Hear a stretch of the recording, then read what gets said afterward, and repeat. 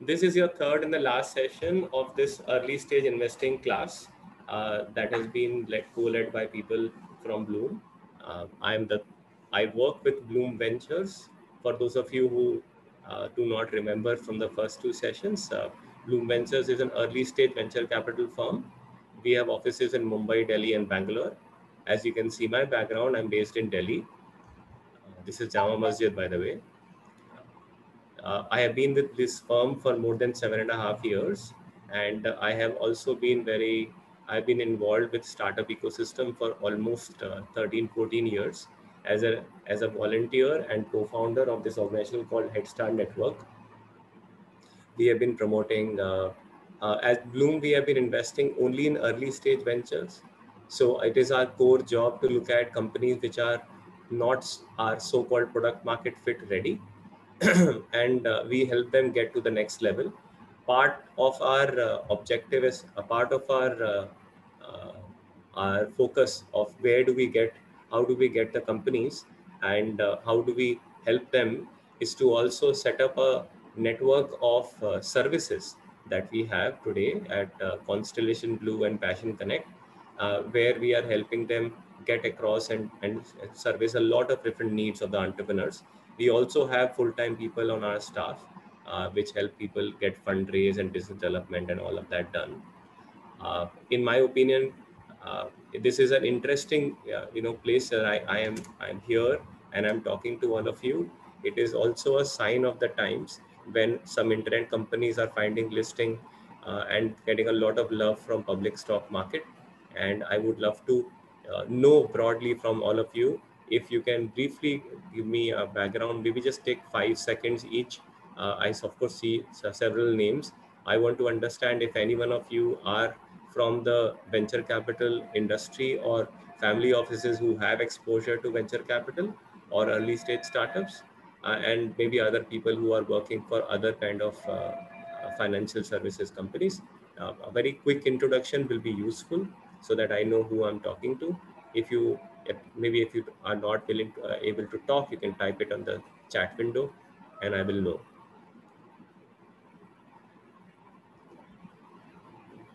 Okay, I don't know if I'm audible or not. Hello, I saw someone switched on their video. Okay, no problem. I will simply get started and will take you through what I have prepared.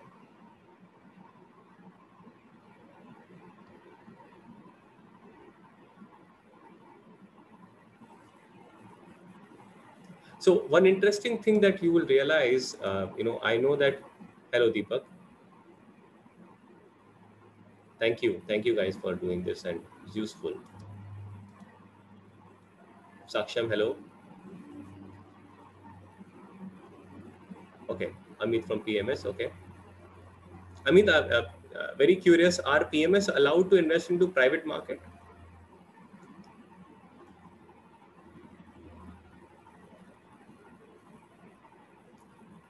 Okay.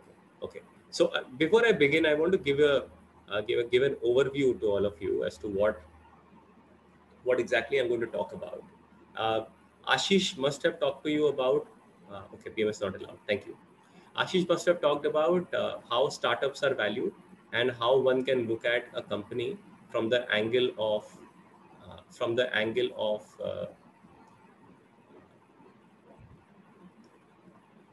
sorry from the angle of being an LP. How do you look at startup valuations? Startup valuations are very interesting subject. It is more debatable subject. It is more like an art than a science.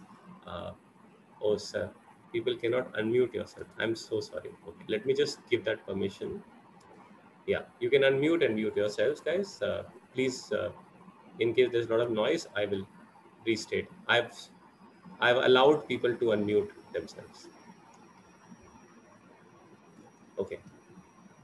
Right. So this is interesting because startup valuations are often seen as a black box. Often it bewilders a lot of people who have gotten comfortable with the fact that there is a profit in every business and there is a multiple of profit kind of valuation that the companies will be able to command in the market. However, in many cases in startups, for example, Zomato is not a profitable company, and this is a bewildering challenge. I'm sure Ashish has dealt with that in fair detail. My colleague Mitul must have also dealt with you in detail about what are the challenges of investing into startups, what is the process of investing, and how do you really, what structures will allow you to make it much better. Uh, am I not audible? It should be. This is a good system. Should typically work. Let me see if I can increase volume.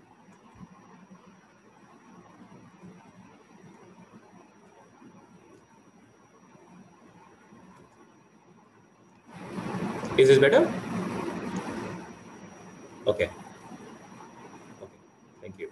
So, yeah. Okay. So let's continue with the idea. Mitul must have talked to you about what is the process of investing into a startup. Let me take you through a few more perspectives about investing into startup without necessarily touching the valuation concepts. It is important for us to understand that valuation is a debatable topic, and I'm very happy to debate it out with you. But then we will end up spending the entire session on the debate. So let's just skip that and come to this early on.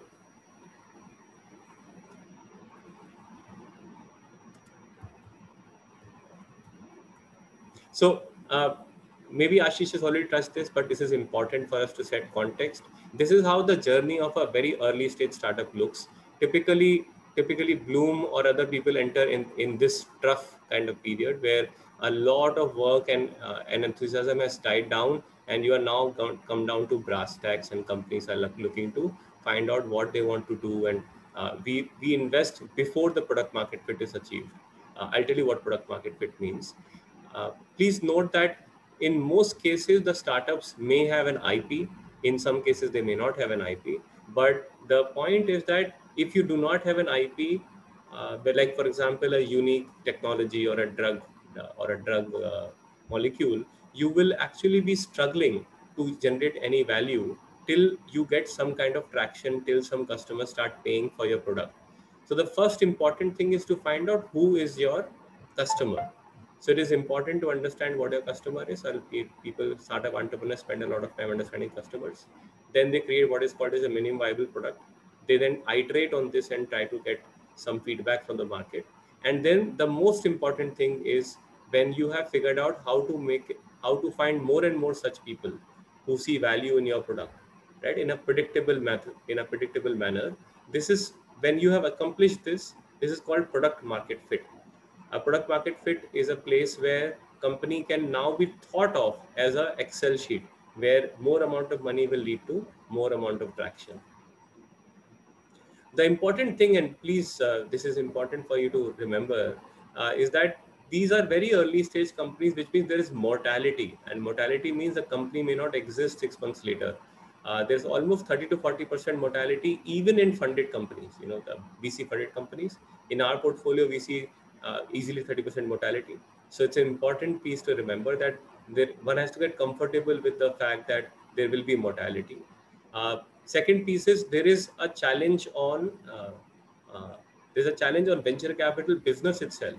Much of it may not return any capital, and I think this is an important piece. Please note that business is relatively hard to manage because there is so much competition today, and some of the best deals may not come to you. The entrepreneur also needs to tread very carefully because in some cases they may just a little bit extra money, they may just burn a little bit extra money and therefore die and may not be able to raise funding. That's an important piece for them, and so on. The point is, for at least early stage startup, survival is an important characteristic and something that I have to optimize for.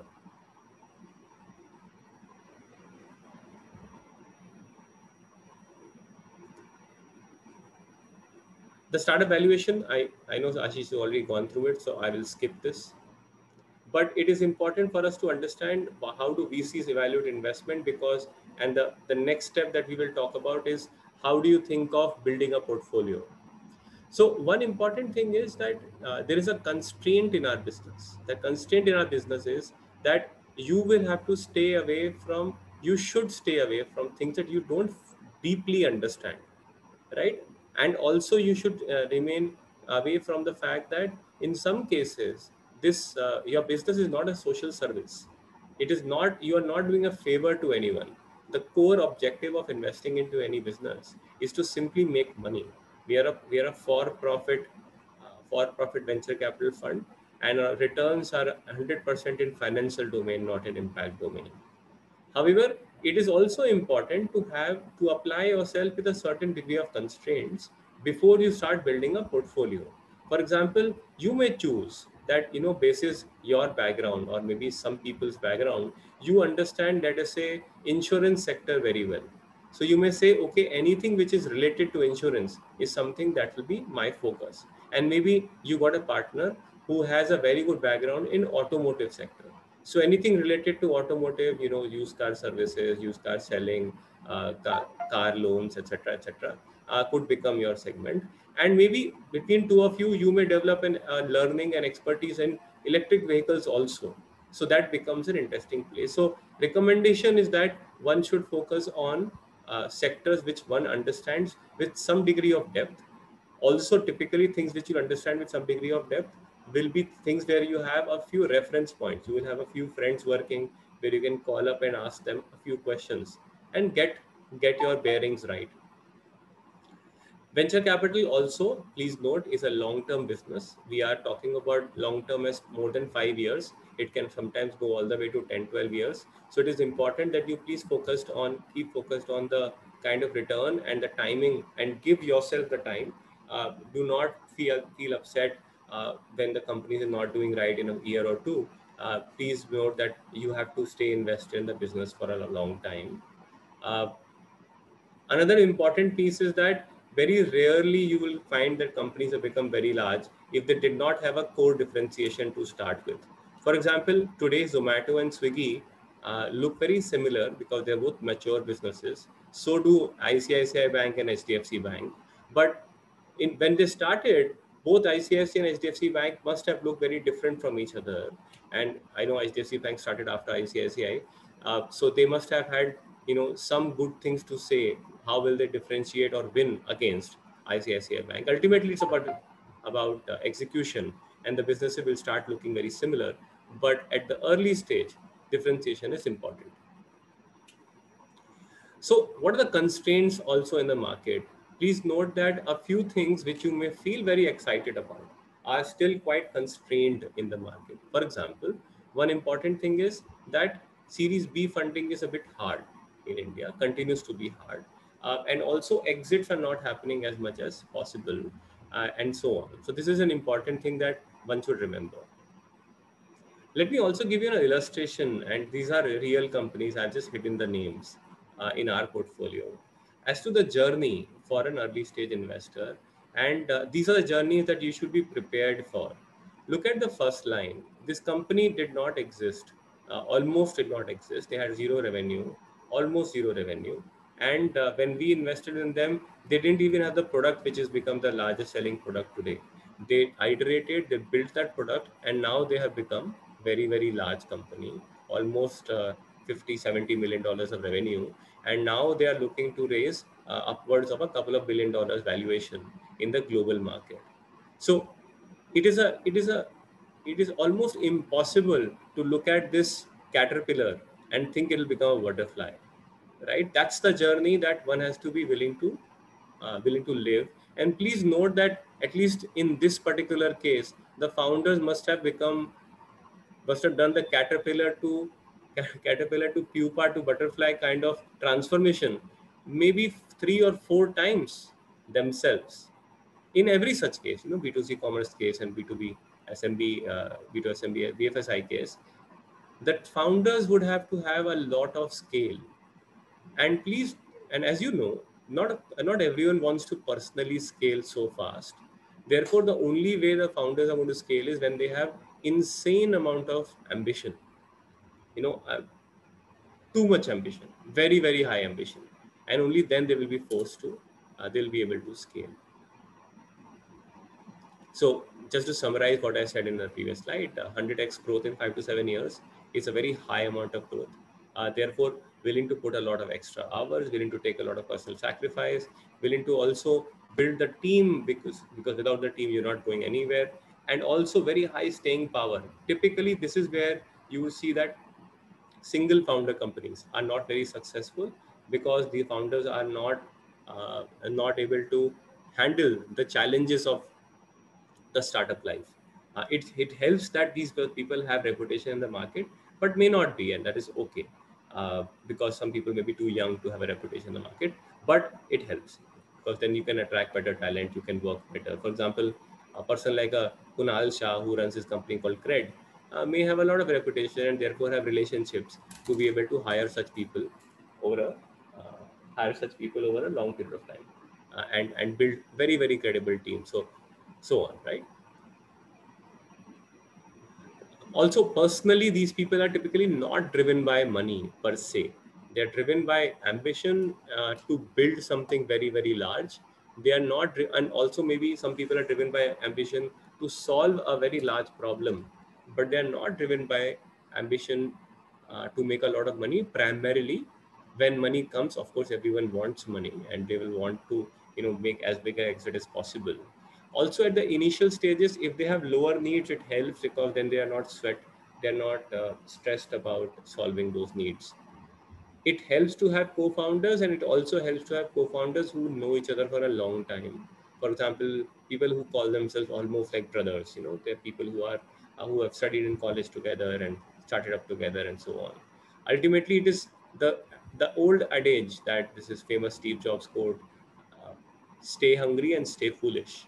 Both hunger and foolishness, in a good way, foolishness not necessarily in a bad way, are required to be a startup entrepreneur. With this, I will just come down to the core aspect of investing into early stage startups. But before I get there, any questions from anyone so far? I'll stop my share.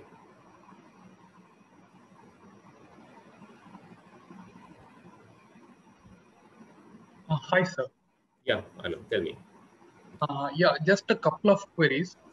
So, as we saw, if we invest in 100 companies, only say 40, 50 of them will turn out to be successful moderately, and only 10 or 20 will turn out to be hugely successful.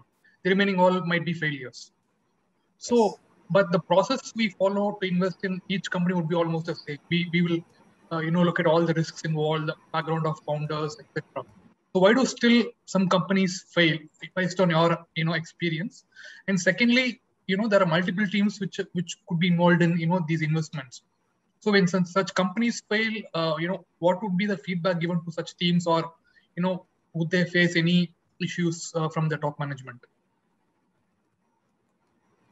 So, see, companies may fail for a variety of reasons, Anand. Of course, it is very hard to pinpoint and give a blanket framework on that. In many cases, despite the best efforts of the founders and best efforts of the investors and everyone together, the company may still fail.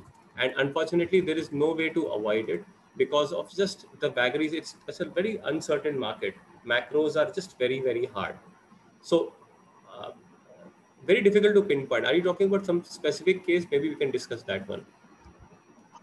I'm just trying to identify any, major patterns that you might see. For example, an unexpected competitors, coming up, or a change in the overall, as you said, macro, or any general pattern that we could, understand, uh, if possible. As you said, there Okay. are a lot of Okay. factors, but Okay. any Okay. major.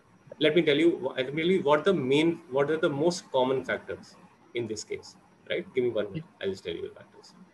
So one of the most important factors that one can experience is that uh,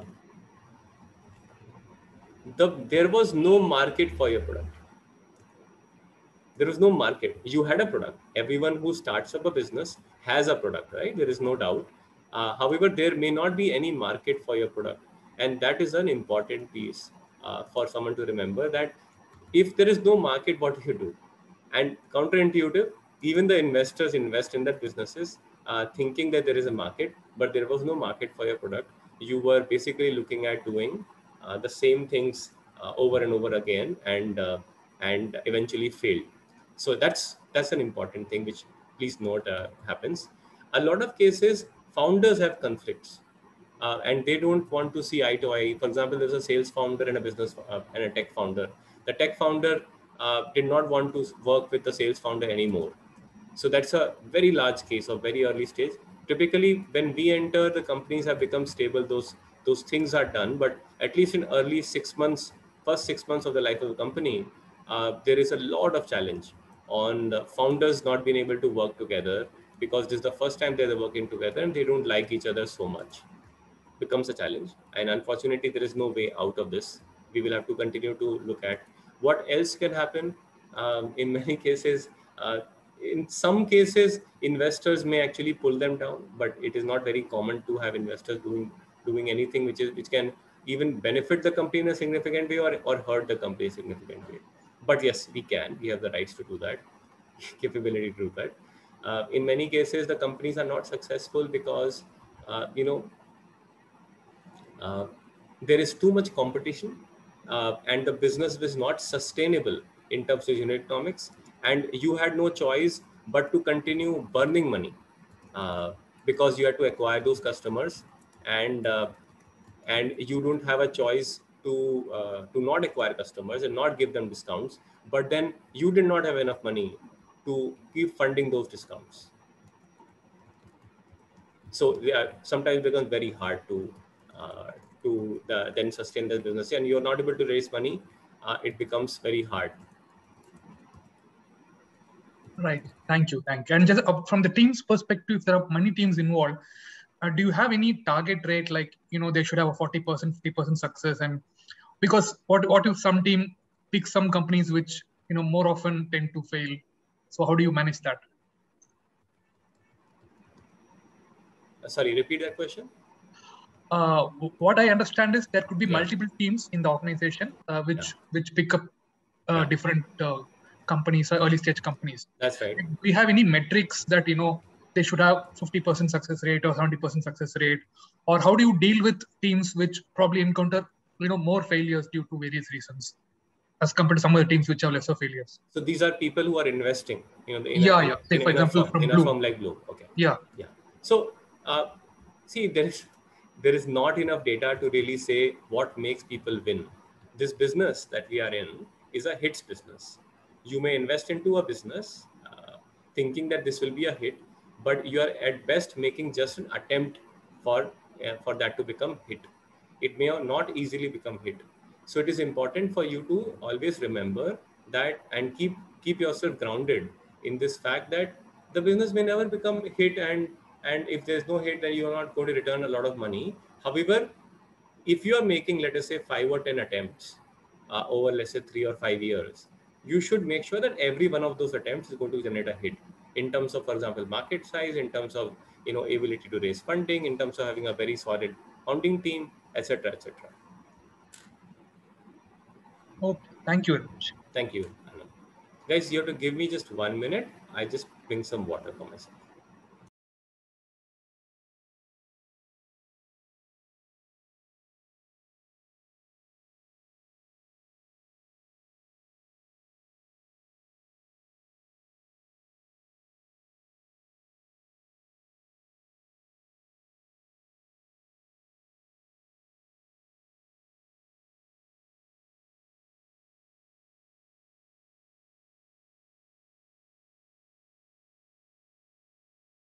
Okay, I'm back.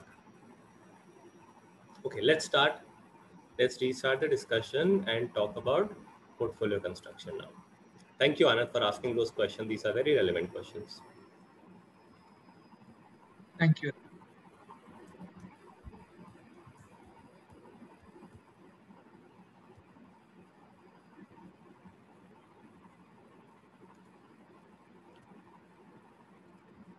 Okay, what are the challenges as to invest into the business? Typically, please note that we invest very early in the business. It's very hard to really say how the business is going to perform. Anand, you were asking me, how exactly do you invest such that you have less failures? Very hard. Ultimately, there are patterns which the firm starts to believe in, and then we start to invest in those patterns, which is why you will notice that successful firms remain successful for a long time. Unsuccessful firms fold up very quickly.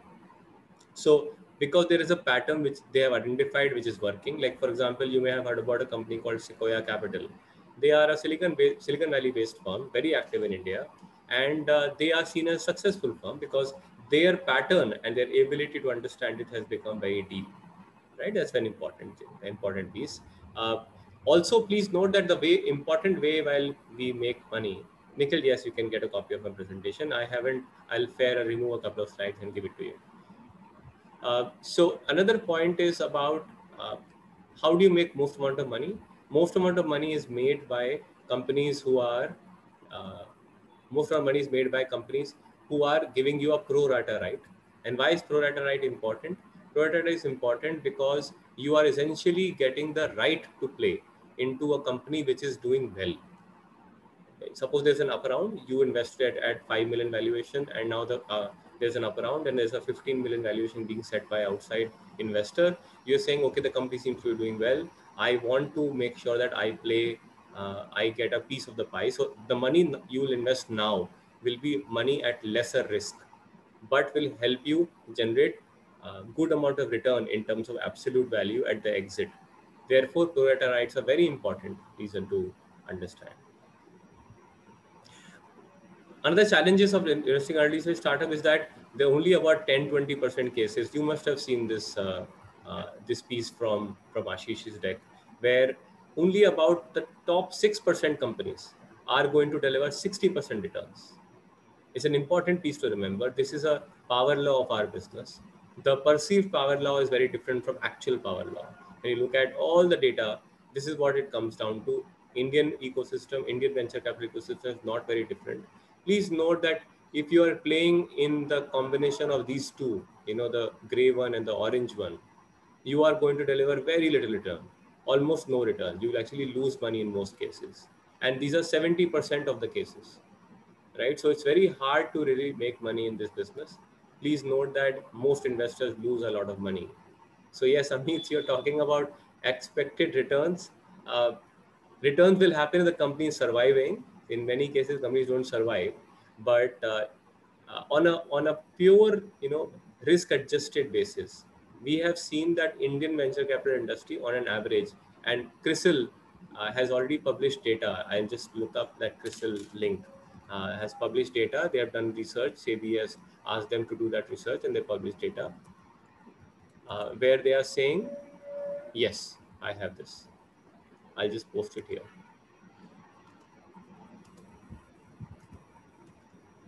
Yeah, there's data available now where you can get indicative returns for what happens in each business. You can go up and you can go to that link and check it out. Full benchmarks are given for many different categories. May not be enough, but also as you know that data often hides a lot more than that tells. So so it is not very easy, but yeah, sure, that's one thing you can go and check. And of course, you can distribute our fund. We work with a lot of distributors. We also have a strong relationship with wealth managers. For example, IIFL Wealth is a strong partner. Aventus Wealth is a strong partner, and maybe other people also who are. So we are happy to distribute, give you our decks and stuff, and you can represent us with your investors and also, share economics. Uh, Nitin is asking today's tech-related business rules in terms of investor appetite. What do you VCs do the VCs all have to have tech background? No, within you would notice that a lot of very smart people who are successful in the venture capital industry are actually CAs, people who have no tech background, people who come from healthcare industry, domain expertise. I do not think there is any requirement in our business to understand technology in a deep manner, unless of course you are investing in what is called as deep tech, where you need to have an engineering mind. Otherwise, you'll not understand the core concept. But otherwise, it's not required. You can absolutely invest into any business you want. For example, especially the consumer internet businesses like your Zomato and Flipkart and so on, Paytm, are relatively easy to understand by anyone. You don't need any background. And almost 70-80% businesses are like that today in the market, venture capital market. Okay, coming back. So generating returns is very hard. So please be careful and keep asking questions, right? Frame, of course, it hides more details. Um, and Yeah, not going into that details. Okay, so one important thing is that please note, and this is for those of you who deal primarily with the IPO market and are now looking inwards, backwards into the private market, which is a good trend, at least good for us. We get to talk to a lot more such smart people like yours. Companies continue to evolve even after hitting IPOs.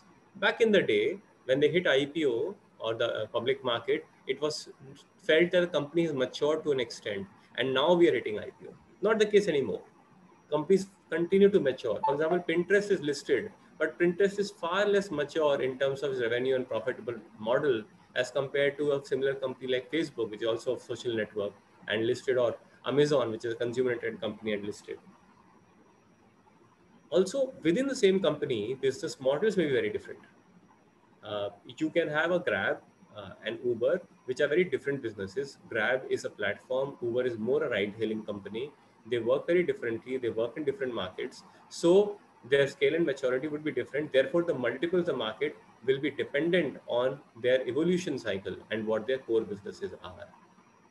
And because you do not get the comfort of doing the DCF based valuation, you therefore get you'll have to do multiple different methods and arrive at the triangulation of those methods. For example, and I can give you an example very quickly if this is of interest to most people, as to how do you do a valuation of an e-commerce company. If there's interest, please post it on the chat window. Another rule of thumb in India also is that, and this has been, I've been debating before Zomato listing, that India gets a lot more comfortable with the internet company, maybe 1-2 years after it has gotten listed.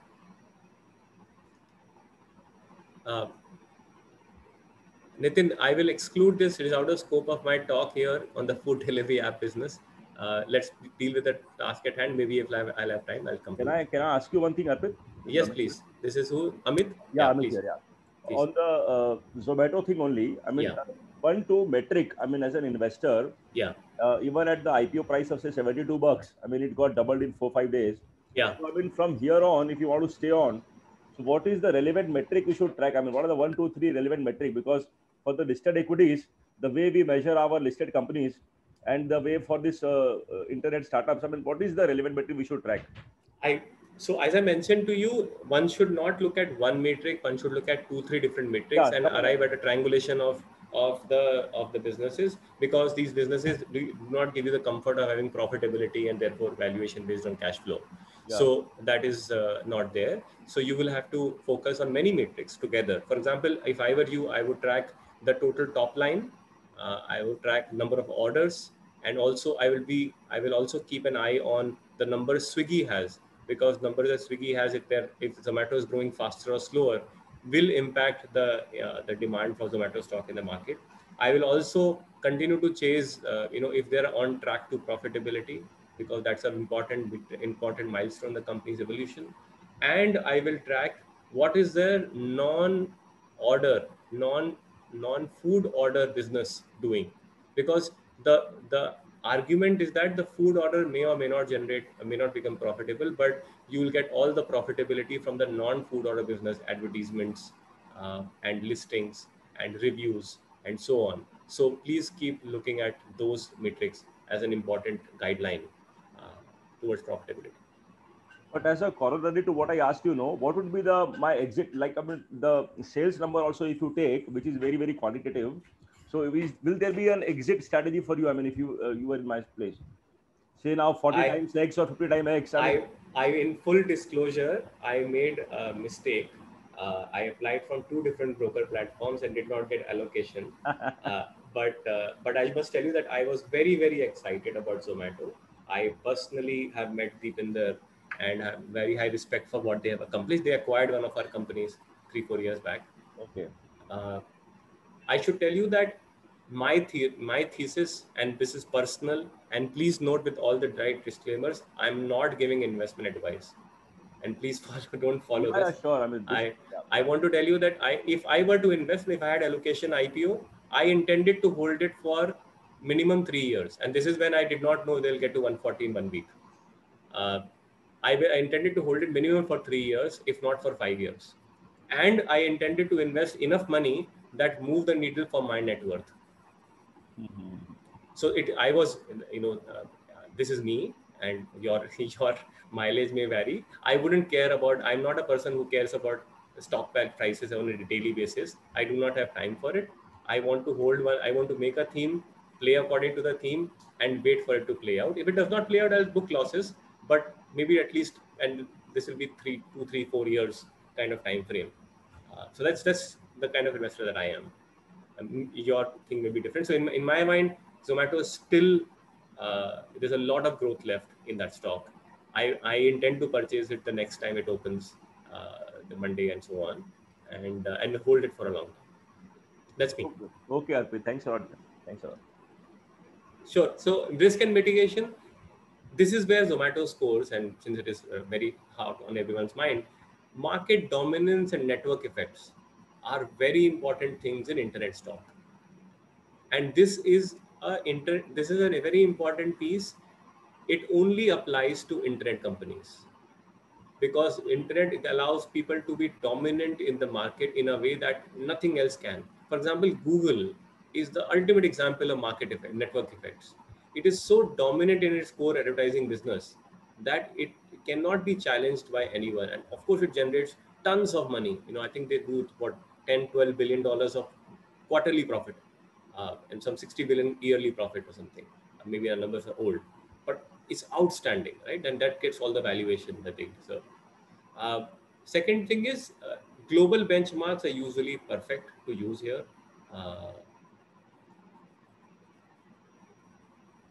Nikhil, I don't even know what Karman line says, so apologies for coming from a different market completely.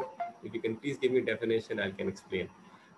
Later stage private markets are global in nature, therefore later stage in public markets are also global in nature. You may argue that India is a different country, but people will give India always a premium in the market because India has such a high amount of growth available, and therefore Zomato kind of stocks, and if Policybazaar comes to a list, Paytm comes to a list. Thank you, thank you, Nikhil. Global in nature.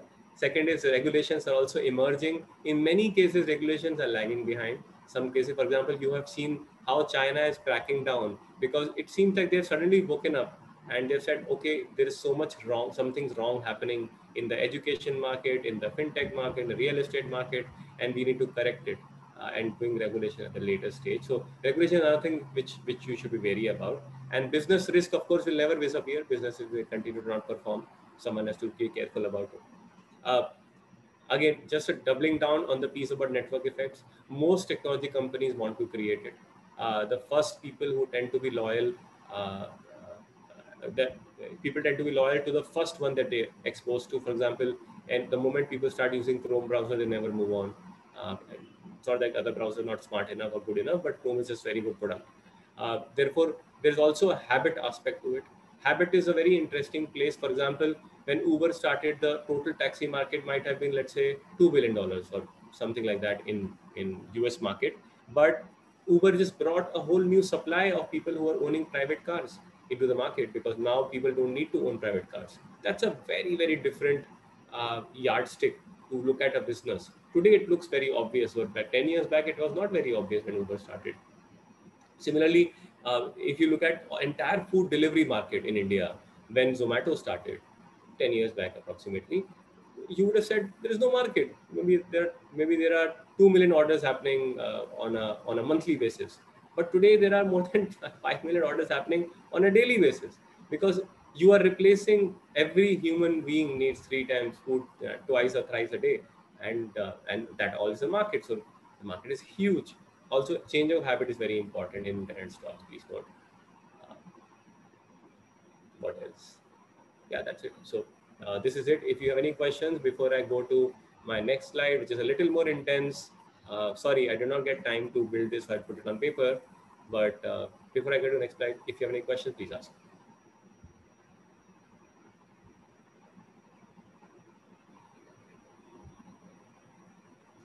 No questions?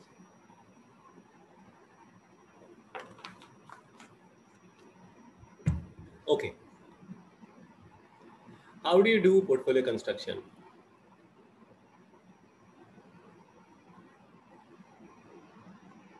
Nikhil, I will come to this question later, this elder care kind of question later.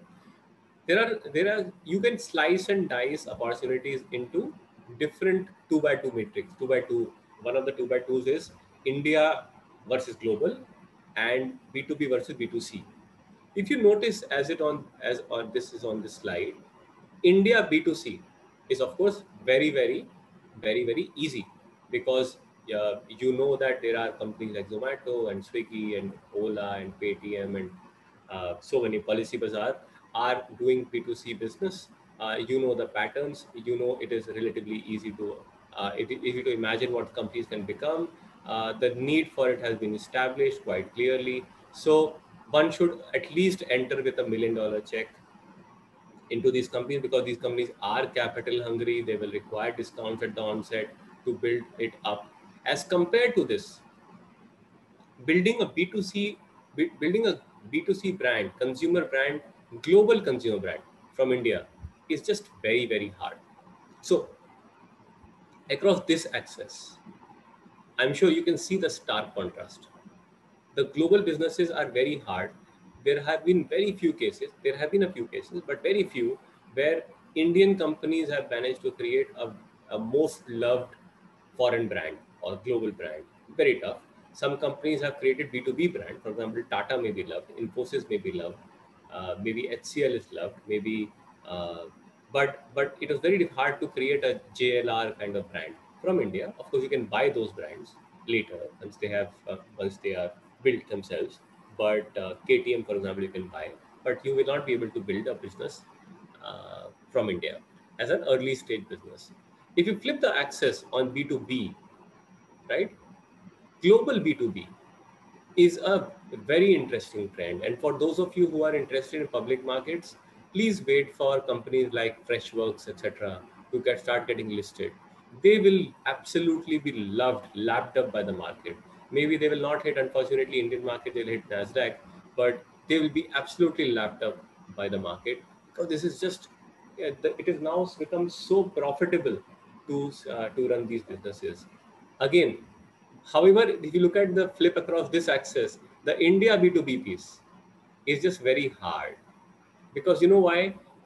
It is just very hard to sell anything in India, especially to businesses. You know, all the large companies, think of ICICI Bank or HDFC Bank or Tally or hundred other companies who are looking to do it, is very hard operationally. You should, it is only if very good valuation is available, or only if a very strong compelling proposition is available, one should invest in this. Any questions? I can take them before I move on.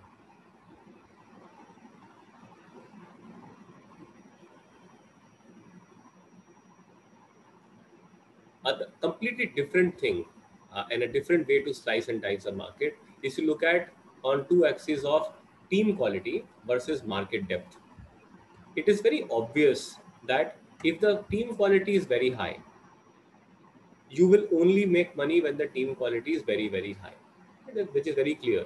However, so therefore one has to look at only this quadrant, or actually this half, because team quality is high. However, I'm so sorry, this quadrant, which is team quality is very high. However, if the market depth is not there, then what is a good team doing? They will not be able to build a very large business. Therefore, one has to look at combination of high amount of market depth and strong and very strong team. These obviously will go at a high premium. There's some degree of uncertainty just below this on this axis. This is a line that I've drawn, and one should clearly avoid anything at in this quarter and maybe here also. This is an important piece. We can go through in further detail, uh, and talk about a few cases. I'll talk about a few cases in the next slide. Let's look at multiple different aspects of this. There is a company in our portfolio called Spinny. As some of you may be knowing that Spinny is a used car brand. They have retail chain. They're very popular in Delhi and Bangalore. They're becoming popular in Mumbai as well. Spinny was started in an era where the only available option was to look at Yes, something like Droom, but much better. So it was the only way that one could build this business, but a business around auto, was to do lead generation for the used car dealers, offline dealers. And those businesses are like, for example, Car Trade and Car Dekho, and Car Trade is about to get listed as well, so relevant in that context. The key part to understand is that back in the day, dealers were the customers and the platform sold to the dealers all the traffic that they were getting. However, the one was not solving the core problem of customer experience. The customer experience continued to suffer because the moment you hand it over to a dealer, it is the dealer's show, and a dealer is not transparent enough, is not trustworthy enough, then the person will not be able to make any move, and the buyer will feel very uh, nervous about buying any car from a dealer who cannot be trusted. Therefore, to solve the trust, one has to build a platform which is what is called as end-to-end or full stack. You buy, you refurbish, you put the selling, and you actually sell. So the entire stack, and then after that, you provide the warranty, you provide the service, and you provide the insurance. All of that has to happen. Also financing, right? All of this has to happen in the same company. In doing so, you do two things. One, you disintermediate the dealer, and or sometimes there are two dealers involved, and therefore you can live with smaller amount of margin on the transaction piece. Second, you are actually providing such a great quality experience to the consumer that you can charge a premium in the market. When you charge a premium in the market, you are able to see that your margins naturally increase, or you can give out money to the better supply as well. That model has started to work, and it was kind of very counterintuitive for the standard DC businesses, but has started to work, and I'm very proud of what we have built in Spinny. But this is an example. uh, One should notice that lead gen businesses may not survive in most areas where you have where the business has evolved to an extent that consumers want experience. However, in such pockets of industry, such pockets where customer experience is not very important, you can still do lead generation. Lead gen versus full stack is very clear between Just Dial and Urban Company. Second, single founder question. I mentioned that team quality is very important. One should never invest into a business where our judgment about team quality is not great. However, the single founders will always give you this excellent question to ask yourself. Typically, you wouldn't want to invest in single founder companies because the single founder will have too much emotional turmoil, and they will not be able to build a good company. But once in a while, you will get businesses. Like we have a company in our portfolio called Servify, and you must have heard of a company called Paytm. These are single founder companies, very, very strong founders, very strong, and they have built a very strong team around themselves. And it doesn't matter whether single founder companies or not, they've done excellent, a very, very good job. So that uh, once in a while may be a solution. Typically, we tend to avoid single founder companies, but in once in a while we have invested, and there is no right answer, as you can see in our business. uh, Third is, what if there is a person who's 45-year-old who's bringing a startup idea? Do you invest in that person, or you wait for a person who's very young to start up? Sometimes the young people may not have the experience and relevant industry creds or relevant industry background to start up a business, uh, but sometimes they may have picked it up on an internship or something, but do they have experience? Experience typically helps you, bring more stability into the company, because you have more ideas to build, how to build scale, how to work on business. You have better industry network and so on. However, the benefit with people who are younger is that they have a lot more energy. They may be a lot more ambitious, and also, as I mentioned earlier, a lot more foolish to start up. So in many cases, we have invested in very, very young people, 27-year-olds, 28-year-olds, and have not invested in a similar company in the business, in the market, which were run by 41-year-olds. In some cases, we have invested in 45-year-old companies also, because those businesses require that kind of experience. So there's no right answer, as I mentioned, but typically some experience is useful, not a lot of experience. Also, if you have a choice between different kind of businesses. Will you do early stage or pre-IPO? Where it depends on your personal ability to understand risk and be comfortable with that kind of risk. It is important that pre-IPO companies are should be balanced enough with early stage, but it is not necessary.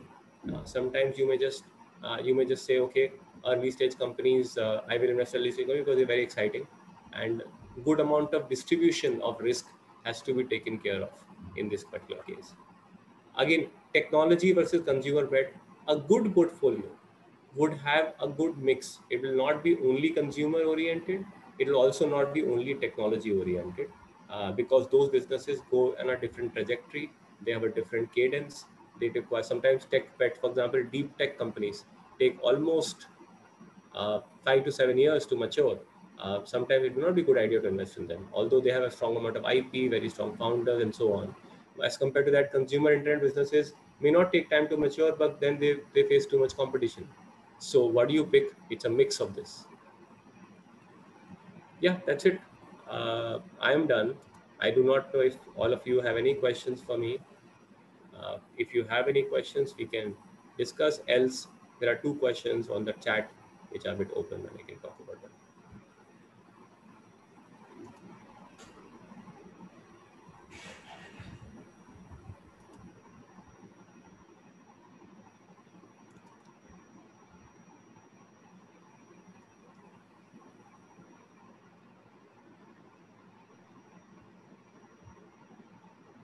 Hello? No questions, guys? Okay, not a problem. I'll answer the 2 questions which have been asked of me. It was a nice presentation, and thank you so much for this. You're welcome. We understood most the part of it, and certainly we can connect anytime if you can give us the access to connect you. Thank you. I'll just leave my email ID and please feel free to write to me. Sure. Hey, hi, Harpreet. Yes, please. Samir? Yeah, I have just 2 quick questions. You know, the team is very important, and so is it with the venture capital fund as well. So, as a Bloom, how have you aligned the team and its interest with the organization? And secondly, what is the unique identification? Because these days there are many venture capital funds which are coming up. So, how do you create your own uniqueness in the market?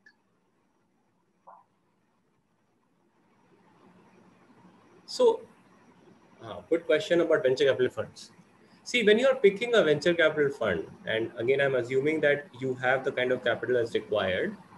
One overarching advice is that do not pick one and pick maybe 2, 3 in a category so that your risk is diversified. But that being said, which two or three to pick is a good question. As you know, that past experience is not a very strong indicator for future performance. However, in this business, an ability to understand the risks of the company, an ability to understand or get access into the best founders, an ability to understand, ability to connect and engage with the best founders is an important. This is private market, so it is very, very important.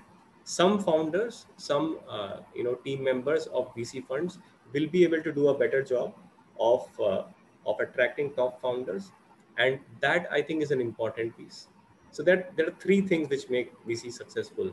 One, ability to source better top talent, top companies, and that happens by multiple ways. Sometimes their brand, sometimes they ultimately happens because of their performance, but sometimes brand, sometimes marketing, sometimes content marketing, thought leadership. Second is ability to think long term and be able to visualize what companies can become, independent of any patterns. See, early stage businesses like us, early stage investors like us, need to have a view about the market. And those views have to be very strong and educated, not pie in the sky, but educated views. Of course, 50% of the time, the views may not actually work out. But you need to have a view how the world will be 5 to 7 years from now. By speaking to a few of these VCs, you will know how much they think about the world around us. Then, how much they trust their judgment on this by having a background of investing into businesses which are very interesting or which may have scaled. Like, for example, When Spinny we entered Spinny, there was no chance that the small company will make money, because there are so many large companies. One company that raised $100+ million, which existed, but Spinny has raised more than $100 million now. But today we can think Spinny is a good investment. Back in 2015, when we invested, no one knew. So not having a view is not a good idea. This is the second piece you should check. The third piece you should check is if that venture capital firm has built a strong amount of reputation in the founders they are funded. Ultimately, the founders know the truth. If the VC has been a good partner, they will know that VC has been a good partner, and one should check whether the founders say good things about them. If the founders do not say good things about them, it is likely that the first thing will fall, which is that they will not get access to the best deals. Mm-hmm.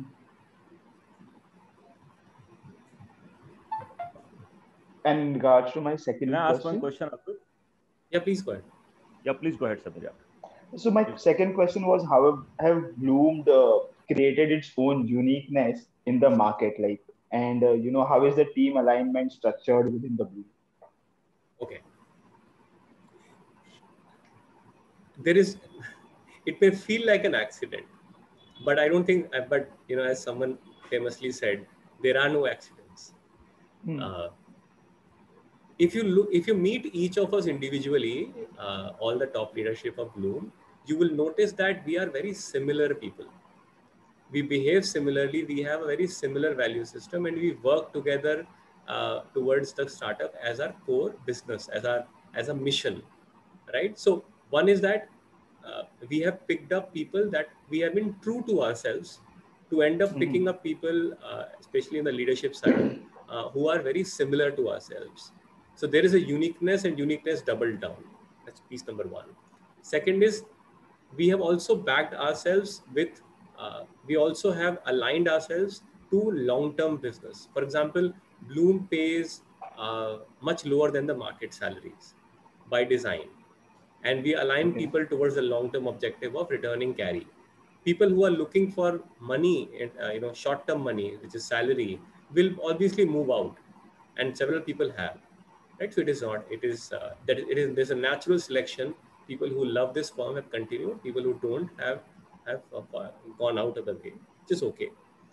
The third piece is that people in Bloom have ensured that with our decision making structure, we have both empowered our youngsters to make good decisions, and we have ensured that there is always a counterpoint available to make good decisions in every businesses. If you ever invest into a fund, please ask them what the decision making process is, and see if it solves for both. One, an exceptional case where one person is feeling very, very strongly about it, and it solves for uh, counter question and counterbalance on all the other non-exceptional cases where enough eyes have looked at a particular deal and have expressed their views in a strong manner, almost like yes and no manner. That's the only way. What else can you do? Got it. Thanks, Harpreet. Right. So I'm out of time, guys. I don't know how much time. Sorry, we are out of time. We're supposed to have 1 hour. Yes. Amit, you're asking, and I have a question from Nikhil also.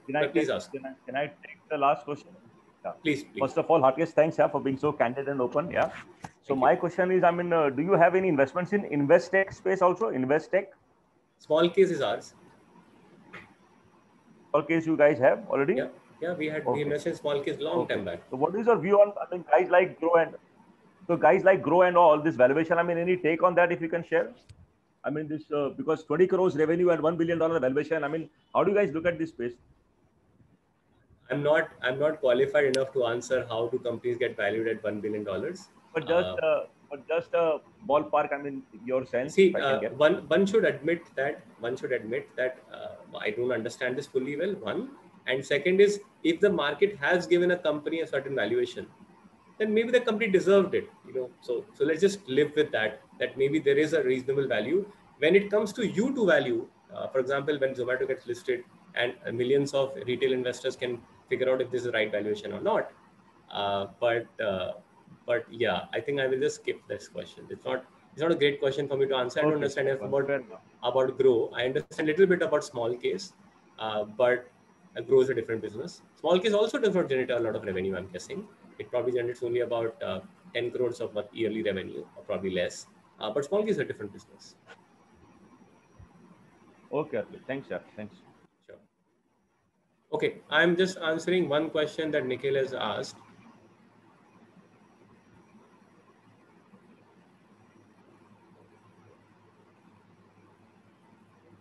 Nikhil, I'm skipping the other question and answering this question about, is it a mandate for VCs to look at IIT, IIM founders? I have dwelled a lot about this. I come from NIT Trichy, which is not an IIT. I also went to IIT Bombay for MBA, but that doesn't count. And I kept asking, why would you see, and I know that NIT Trichy folks are very, very smart people. Why would you see a lot more IIT? And in our portfolio, we have so many IIT folks. IIT Delhi has like 5 companies. IIT Kharagpur has 5 companies. IIT Bombay probably has 10 companies. BITS Pilani has 5 companies. So why is that? Why does that happen? It is a combination, Nikhil, and this is a good note to leave this talk with. It is a combination of how the network has gotten created in and around alumni of that institute. In fact, IIMs also don't have that kind of premium that IITs have, for the simple reason that people just, let me give you an anecdote, and maybe it happened to some people. Sachin Bansal graduated from IIT Delhi in 2005. He is 1 year older than I am. In that mess, he might have roamed around wearing shorts and would have not accounted for anything. I think his GPA also was very low, something like 5 or 6 CPI. And he started up after 2 years of work, and then he became made such a lot of wealth and became such a lot of name. In the process of doing so, hundreds of his batchmates, seniors and juniors, would have thought that, oh, I didn't think of this guy to be a great entrepreneur, but he has become very large. Let me see what I can do with my time. This would have led to hundreds of them starting up. This would have led to at least 50 of them raising some money, maybe 20 of them becoming very, very large companies. And now, just with one Sachin Bansal, there are 21 entrepreneurs, which are large companies. Similarly, each Sachin will have a Deepinder who's next year, would have someone else who's next year. Like, there's a company called Delivery, which is coming to the market. They're a 2007 batch. So 5, 6, 7, right? They're coming back to back into the market. This inspiration draws a lot of ambition, the raw ambition out of youngsters. And that, I think, is a very important part of success. NIT Trichy has just getting there. It's following far behind. BITS Pilani is doing outstanding. Sri Harsha Majeti of Swiggy is a BITS Pilani founder. And there are tens of other unicorns or Sunicorns who are BITS Pilani founders. It is a function of network. And when you meet people from this network, you can get comfort on 2 things. One, this person would have her benchmarks very, very high, because they know what success looks like. They're not going to be local winners. They're not going to be state-wise winners. They're going to be not going to be national. They're going to be global winners. This is very important to have. Second, they would have the network to get access to talent, mentorship, advice, funding, and so on within their network. This allows them to be far more successful. So without any bias, I have personally funded so many IIT founders, and I'm very proud of them. So that's how it works. Yeah, great. Thanks. Okay. Thank you, guys. And hopefully you got some value out of your time today, and feel free to write to me. I will tidy up my PPT and will share with Aditya, who will broadcast it everyone. Okay. See you. I will end the session now.